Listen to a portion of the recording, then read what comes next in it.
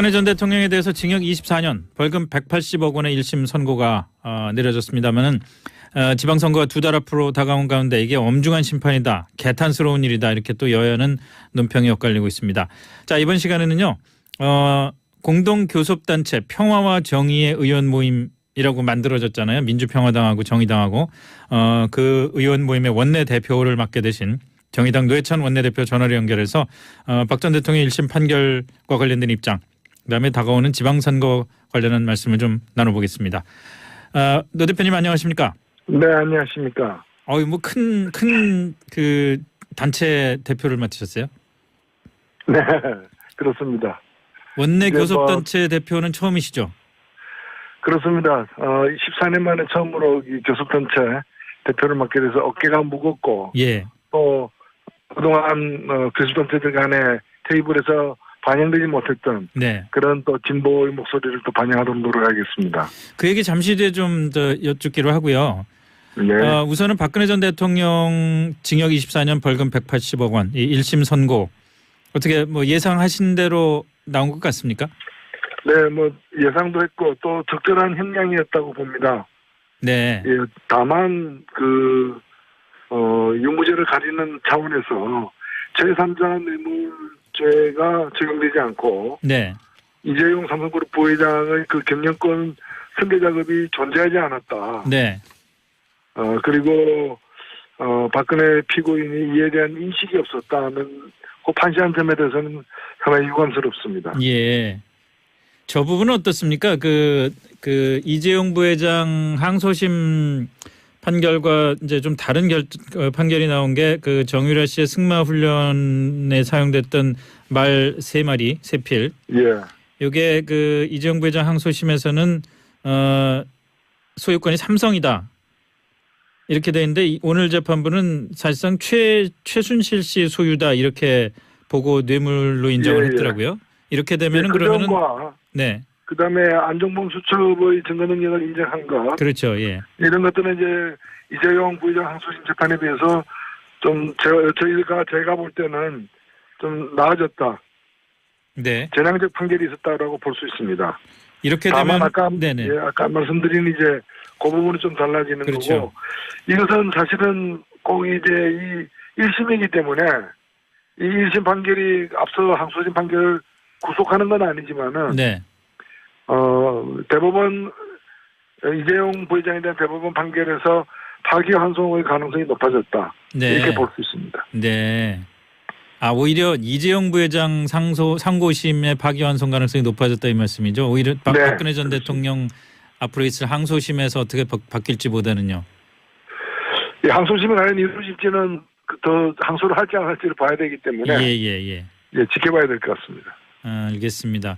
근데 박근혜 전 대통령이 오늘도 결국은 모습을 드러내지 않았는데 이 사실상 정치 재판이라는 이유로 지금 재판을 계속 보이콧해 왔지 않습니까? 그렇습니다. 뭐 법적으로는 재판에서는 이런 행동이 뭐 소득을 얻었거나 성공했다고 보기는 어려울 텐데, 네. 정치적으로 볼 때는 얻는 득이 있을 것 같으세요? 예, 일단은 뭐 정치적 득이 있겠습니까? 사실은 지금 태도는 뭐 죄를 인정하고 벌을 달게 받겠다라는 그런 국민들에게 사죄하는 모습이 아니라, 네. 나는 지은죄 없이 지금 희생양이 되고 있다라는 것이거든요. 네네. 그래서 아마 법정에서는 엄중한 심판이 앞으로 기다리고 있을 거라고 보여지고, 네. 그리고 국민들로부터도 동정심을 얻기 좀 어렵지 않겠는가. 네. 부득이하게 본의 아니게 개인의 이득을 위해서 한 일은 아니었지만은 국민들에게 죄를 저질러서 미안하다. 사실 이렇게 나와야 국민들도 이제 그래도 누수경은 진행불인데 뭐 이런 동경론이 있을 수 있는데, 네. 아예 지금 어찌 보면 국민들도 가해자다라는 인식을 갖고 있는 것 같아요. 네. 자, 그러면은 뭐 아까 항소심까지 갈지 모르겠다고 말씀하셨습니다만은 형이 확정될 경우에 지금 뭐 이런 거 예측하기가 좀 이르긴 합니다만, 형이 확정될 경우에 자연히 정치권을 중심으로 해서 사면 가능성 얘기가 좀 나올 것 같은데, 노 대표님 생각하시기에는 박근혜 전 대통령 사면, 이거 어떻게 봐야 될까요? 사면 문제는 무엇보다도 국민 여론이 제일 중요하다고 보고요. 예. 뭐 정치권의 입장 이런 것도 국민 여론에 따를 것이라고 저는 봅니다. 네. 그런데 지금의 국민 여론, 지금의 박근혜 대통령의 태도가 변하지 않은 속에서 국민 여론이 바뀌기 어려울 것이다. 네. 그렇게 봅니다. 네. 알겠습니다. 박근혜 전 대통령 얘기는 여기를 정리를 하고요. 이제 새로 출범하게 된 공동교섭단체 평화정의의 의원 모임 몇 가지 좀 질문 좀 드리겠습니다. 우선 민주평화당과 교섭단체는 꾸렸는데 지방선거에 이제 2달 남짓 남았습니다만은 선거연대는 없다 이렇게 못을 박으셨더라고요. 예, 이번 지방선거라는 것은 뭐 7개의 선거가 사실 있는 선거이고 전국적으로 치러지기 때문에 네. 어느 당하고도 전면적인 선거연대는 사실 발생하기 힘듭니다. 네. 그런 특별히 민주평화당하고만 선거연대 안 하겠다는 것이 아니라 네. 어느 당하고도 전국적이고 전면적인 그런 선거연대는 발생하기 힘들다. 다른 당들끼리도 마찬가지일 것이다. 이렇게 네. 보여집니다. 그러면은 그 부분적이거나 지역적인 선거연대는 가능하다고 보시나요? 예, 그런 부분은 일단은 그 가능성은 열려 있는데, 네. 예, 그거는 좀 열려 있다고 보고 과거에도 그랬지만은 네. 실제로 어떻게 될 것이냐는 것은 후보도 아직 다 확정되지 않은 상황이고, 예. 그리고 어떤 그 승률이라거나 그 우열이 가려지지도 않은 상황이기 때문에 현재로서는 전망하기 쉽지 않다 이렇게 보입니다. 예를 들자면은 그 노 대표님 지역구가 있는 경남에서 네. 경남지사 선거가 지금 민주당 같은 경우에 김경수 의원, 그다음에 자유한국당 같은 경우에 김태호 전 지사 이렇게 맞붙게 될 가능성이 높아졌는데 네네. 이런 그 선거 구도에서 정의당이 할 수 있는 건 뭐가 있을까요? 글쎄요. 그것도 역시 그 가능성이 다 열려 있다고 일반적으로 얘기할 수는 있겠습니다만 저희들도 서로 지금 이제 물색하고 있는 중이고 네. 그래서 누가 어떻게 나갈지도 아직 정해지지 않은 상황이기 때문에 네. 경남 지역에서도 단일화 얘기를 지금 미리 한다는 것은 좀 이런 얘기다 이렇게 생각됩니다. 경남 지역은 정의당 입장에서 좀 특수하다는 생각은 하시죠. 뭐 의원이 지역구가 있는 것도 있지만 사실은 이제까지 경남에서 정의당만이 아니고 네. 예, 경남 지역은 오랫동안 자유한국당의 동무대였습니다. 네. 지금 그 경남 도의회도 그렇고요. 그다음에 네. 기초단체장들도 그렇고 도지사도 과거에 그랬었고요. 그렇기 때문에 그 경남 지역에 큰 변화가 필요하고 그런 점에서 이른바 범진보 진영이 경남 지역을 좀 이렇게 도민들의 어떤 부름을 받을 그럴 기회가 좀 더 많이 와야 되는 게 아니냐 이렇게 생각하고 있습니다. 그뿐만이 아니라 사실은 경남 지역에서는 울산이나 경남 지역에서는 정의당이 나름대로 경쟁력을 갖춘 그 지역이 많았지 그렇습니다. 않습니까? 예. 지금도 경남 도의회의 유일한 지역구 도의원이 정의당이거든요. 예, 예. 예, 그래서 저희들 나름대로 경남 지역에서 강원을 비롯해서 그다음에 이제 진해, 창원을 비롯해서 거제나 진주, 사천 이런 곳에 저희들이 이번에 후보를 내고 지금 진출할 준비를 하고 있습니다. 제가 생각했던 거는 그 정의당의 경남 지역에서의 영향력을 생각하면은 민주당 쪽에서 상당히 관심을 기울이지 않겠나 연대에 그런 생각이 들어서 질문을 드렸던 겁니다. 예, 필요하다면은 그런 것들도 저희들은 검토할 수 있다, 네. 열려 있다 이렇게 생각됩니다. 서울시장 선거는 어떻습니까? 정의당도 경선을 치르는 걸로 아는데 예. 이것 역시 예를 들어서 민주당과 야당이 박빙으로 간다, 보수 야당이 박빙으로 간다. 만약에 그렇다면은 이것 역시 연대를 생각해 볼 수 있는 지역 아닌가요? 특수한 상황이 된다면은 연대도 고려할 수 있겠지만 현재로서는 서울시장 선거에서 연대 가능성 이런 건 저희들은 전혀 계획하고 구상하고 있지는 않습니다. 예. 하나만 더 여쭙겠습니다. 지금 지역구가 창원시 송산구시니까 네네. 자유한국당에서 지금 홍준표 대표가 창원시장 후보로 나섰던 안상수 지금 시장 공천을 안 준 거 아니에요? 예. 그러면은 창원시 구도는 어떻게 될 것 같으세요? 시장 선거 구도는? 이미 창원시장에는 지금 안성수 시장은 무소속으로 출마하겠다고 선언을 그랬죠. 했는데 예. 실제로 출마를 감행할지는 사실 후보 선거 때까지 봐야 될 것 같고요. 예. 봐야 될 것 같고 아주 치열한 각축전이 될 것 같습니다. 어디와 어디에 각축전이 될 것 같습니까? 자유한국당과 민주당 네. 그리고 다른 당의 후보들도 다 나가고 있습니다만은 네. 기본적으로 두 당의 대립구도 워낙에 좀 팽팽하기 때문에 네. 그런 상황이 예상됩니다. 알겠습니다. 이거 뭐 선거 진행되면서 가끔 좀 모시고 저 말씀 좀 듣겠습니다.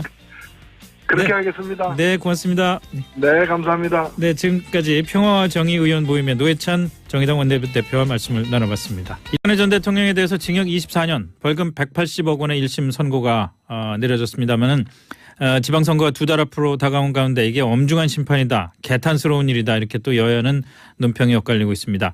자, 이번 시간에는요, 공동교섭단체 평화와 정의의 의원 모임이라고 만들어졌잖아요. 민주평화당하고 정의당하고 그 의원 모임의 원내대표를 맡게 되신 정의당 노회찬 원내대표 전화로 연결해서 박 전 대통령 1심 판결과 관련된 입장, 그다음에 다가오는 지방선거 관련한 말씀을 좀 나눠보겠습니다.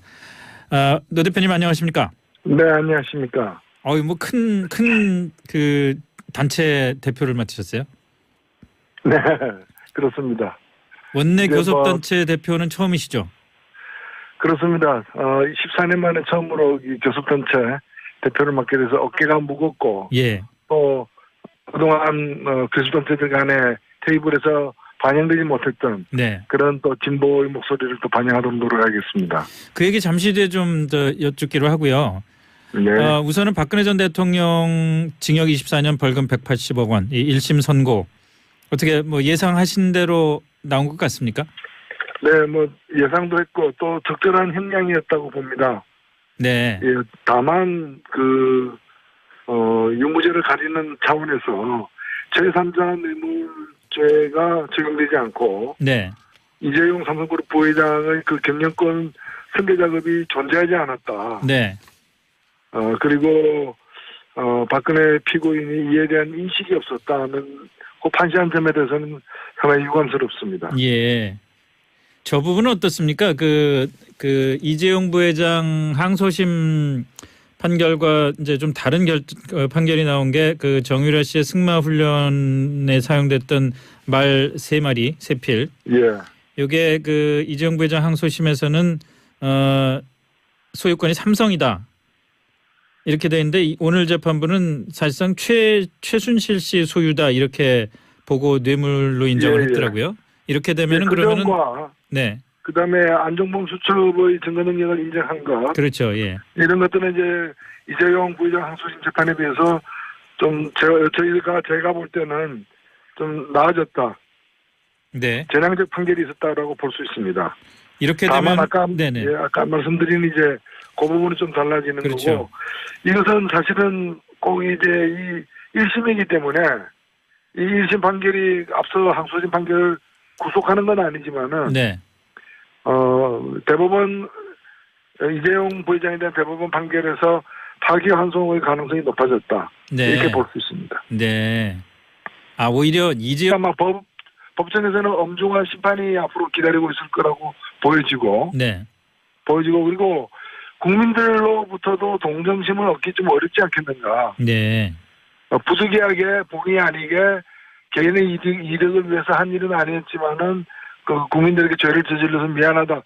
사실 이렇게 나와야 국민들도 이제 그래도 두들기는 지낸 분인데 뭐 이런 동경론이 있을 수 있는데 네. 아예 지금 어찌 보면 국민들도 가해자다라는 인식을 갖고 있는 것 같아요. 네. 자, 그러면은 뭐 아까 항소심까지 갈지 모르겠다고 말씀하셨습니다만은 형이 확정될 경우에 지금 네. 뭐 이런 거 예측하기가 좀 이르긴 합니다만 형이 확정될 경우에 자연히 정치권을 중심으로 해서 사면 가능성 얘기가 좀 나올 것 같은데 노 대표님 생각하시기에는 박근혜 전 대통령 사면 이거 어떻게 봐야 될까요? 사면 문제는 무엇보다도 국민 여론이 제일 중요하다. 이재용 부회장 상고심의 파기환송 가능성이 높아졌다 이 말씀이죠. 오히려 박근혜 전 대통령 앞으로 있을 항소심에서 어떻게 바뀔지 보다는요. 이 항소심이 과연 이루어질지는 더 항소를 할지 안 할지를 봐야 되기 때문에 예, 지켜봐야 될 것 같습니다. 알겠습니다. 근데 박근혜 전 대통령이 오늘도 결국은 모습을 드러내지 않았는데 이 사실상 정치 재판이라는 이유로 지금 재판을 계속 보이콧해 왔지 않습니까? 그렇습니다. 뭐 법적으로는 재판에서는 이런 행동이 뭐 소득을 얻었거나 성공했다고 보기는 어려울 텐데 네. 정치적으로 볼 때는 얻는 득이 있을 것 같으세요? 예, 일단은 뭐 정치적 득이 있겠습니까? 사실은 지금 태도는 뭐 죄를 인정하고 벌을 달게 받겠다라는 그런 국민들에게 사죄하는 모습이 아니라 네. 나는 지은 죄 없이 지금 희생양이 되고 있다라는 것이거든요. 네네.